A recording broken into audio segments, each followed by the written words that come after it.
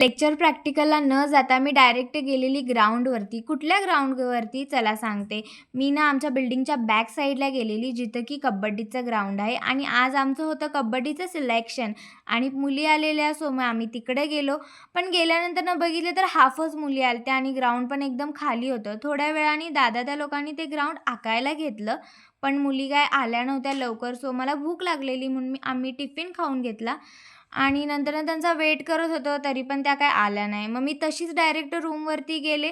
गेले तो हा पसारा बघा, एवढा ढीग पसारा केलता ना, म्हटलं आता ह्याच्याकडे बघण्यात काय अर्थ नाही, आपण हा पटकन आवरून घेऊया. पसारा आवरायला घेतला, रूम मस्तपैकी सेट केली आणि माझं शिल्लक राहिलेलं जेवण मला खाली जाऊन टाकायचं होतं. जे पण आमचं वेस्ट राहतं ते आम्हाला खाली जाऊन टाकावं लागतं.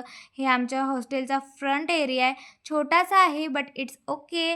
मी जेव्हा रूमवरती गेले तेव्हा ना आमच्या जारचं पाणी संपलेलं. आम्ही ना एकदमच पाणी आणतो, नाहीतर आम्हाला सारखं-सारखं खाली जावं लागतं.